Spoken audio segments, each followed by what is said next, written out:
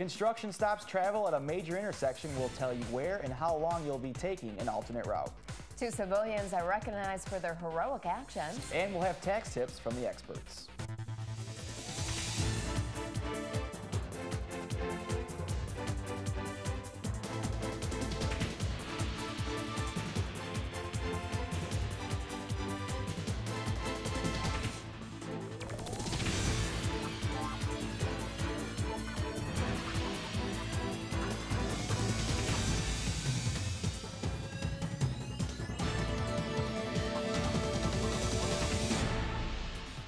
If your daily travels take you down 14 Mile near the Maple Lane Golf Course, it's time to find an alternative route.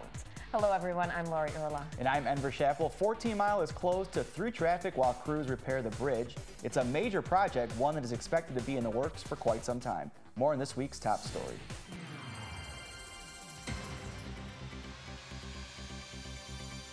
Rebuilding of the 280-foot bridge near Maple Lane Golf Course will cost about $1.9 million and includes removing and replacing the existing deck, beams, and 3 piers to their foundation. The new bridge will also have a 5-foot wide pedestrian walkway on each side protected by a concrete barrier.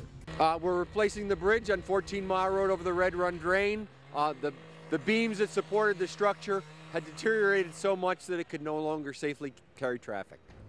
95% of the construction costs will come from MDOT's Critical Bridge Fund. The Road Commission will pay the other 5%. The eastbound lanes have been closed for 3 years because the beams were so deteriorated. It was an absolute necessity. As an alternate route, drivers can access residential streets in the area as well as 12 and 13 mile roads. The road is closed and they won't be able to get through 14 Mile Road. The official detour is Van Dyke to 12 Mile to Shaner back to 14 Mile Road. And just be patient. There's access to every other business and home along 14 Mile Road. You can get anywhere you need to go. Work on the bridge is expected to wrap up July 18th. 2 men who helped a Warren police officer during an incident at a Warren home recently received certificates of appreciation. Megan O'Brien tells us what they did to help the officer. Ron Carnwath and Greg Duffy were working outside on Waltham Street when police officers entered the home next door. What really got the 2 men's attention was when Officer Scott Deline tumbled back out of the house with a major head wound. Carnwath and Duffy ran to his aid without any hesitation. Greg Duffy explains. We were working right next door where this happened.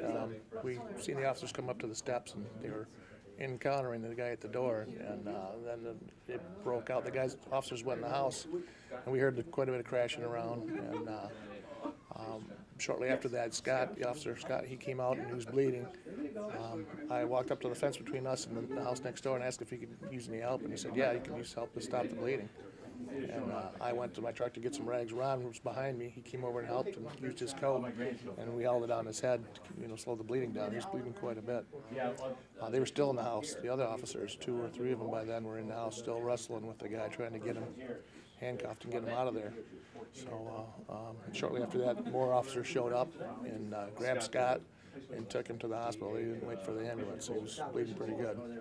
Mayor Fouts and Commissioner Dwyer presented Carnwath and Duffy with their certificates of appreciation. Citizen hero Ron Carnwath tells us how he feels to be recognized. It's exciting. It's humbling. It's also very humbling. Obviously, I appreciate the attention or the honor, but I think I would do it again in a heartbeat. I know I would. So it's honoring to be recognized for it. I just hope more people will maybe see this and do the same thing, or at least assist people who are in need, especially in a time like this in our economy. There's a lot of need out there, so it'd be neat to see that happen. Officer Deline was critically injured, and these 2 heroes came to his aid in a time of need. They were working. They saw me come out. I was on the front lawn, and they could see that I was badly injured, and they came over and asked if they could do anything, and I said, yeah, if you can find a jacket or something to go ahead and maybe help stop the bleeding. And they found something and came over and applied pressure on the wound. They walked into an area where the situation was still, there was a lot of stuff going on, and they didn't have to do that, but they did. And I can't express my gratitude for them coming over and helping out. Officer Deline didn't have to yell for help. Duffy and Carnwath ran over to his aid without any delay. Officer Deline recovered well from his head wound, and we are glad that Duffy and Carnwath came to Deline's aid. I'm Megan O'Brien for TV Warren News. The city is mourning the loss of a beloved resident and former city employee. Tom Zemsta passed away at the age of 65 at his Warren home on January 11th. He retired as the city's economic development director in 2004. Zemsta played a key role in the transition and redevelopment of the Detroit Arsenal tank plant property. Our condolences to the entire Zemsta family. In this week's medical journal, fibromyalgia is more than just a source of pain. It's also a cause of frustration for many patients. But Dr. Samir Yahya of Henry Ford Health System says there are ways to ease the pain and discomfort, and it all begins with understanding the disease.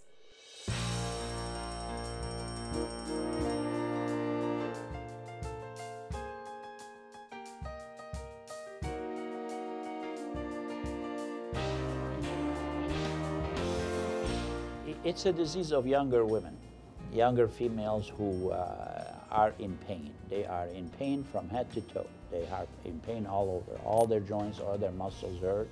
They don't function well. They're stiff. The weather changes affect them, and they don't sleep well.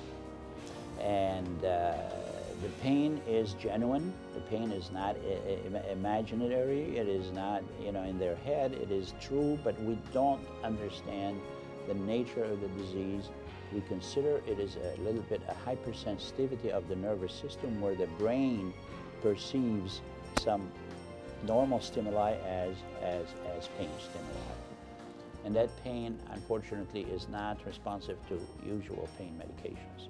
There are newer medications like pregabalin or Lyrica for the medication for the condition. But we give them, we help them sometimes with antidepressants at bedtime to help to sleep. We also encourage exercise. Exercise is very, very important. And mechanism of coping with the chronic pain is very important. Their joints are not going to be crippled. They're not going to be crippled with arthritis. Their joints are not going to deteriorate. They're not going to be damaged. And their internal organs are not going to be affected. It's only a matter of pain, a perception of pain, and coping with pain. There is no cure, but there is help. So everybody can be helped. So it is not a desperate situation like some people think.